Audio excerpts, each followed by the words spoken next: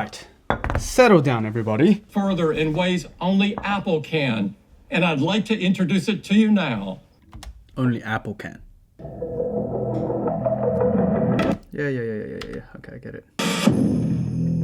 The thinnest borders ever on an iPhone. This enabled us to reduce iPhone dimensions without affecting the display size. Here's Isabel. Bruh, I don't need someone to tell me what titanium design is.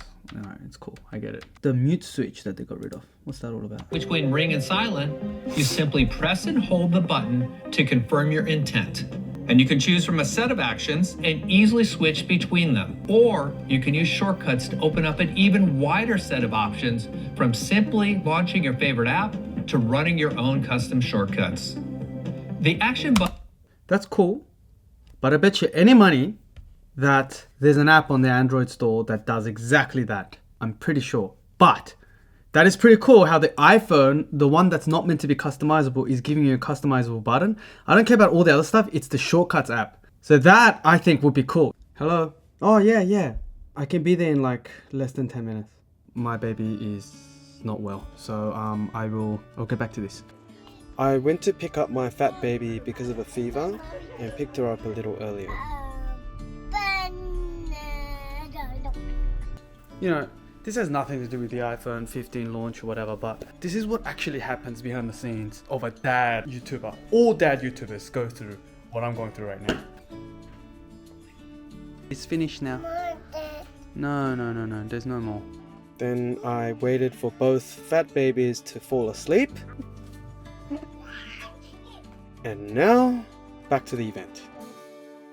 We are excited to introduce next level performance. Oh, okay.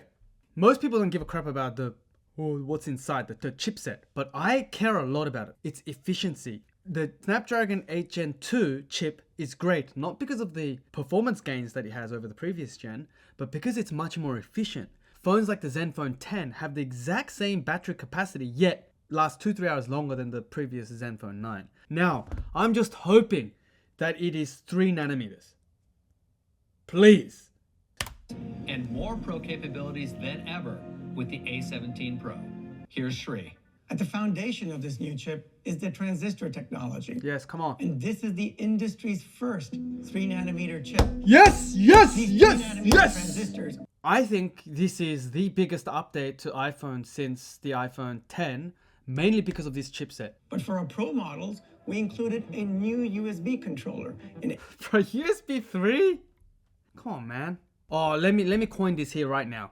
Next year, iPhone 16 Pro is gonna have Thunderbolt 4.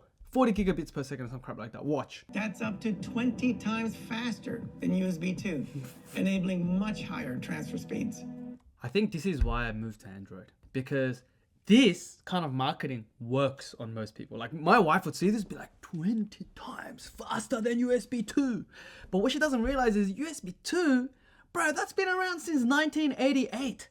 Like, bro, our Androids had USB 3 since when? Like the Note 3 or something like that. Legit. Let me look it up. When did Samsung use USB 3 in their phones? Note 3! When was the Samsung Note released?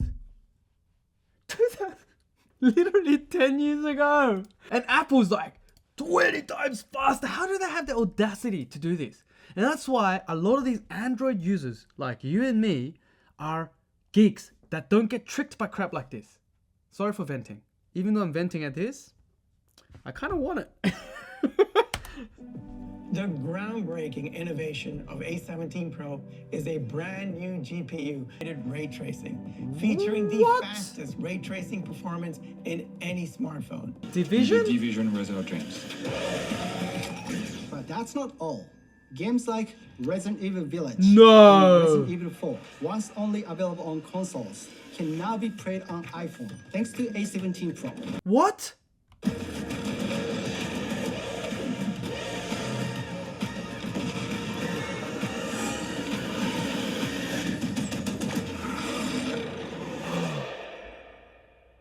Apple, why are you doing this to me? I don't need it. Okay?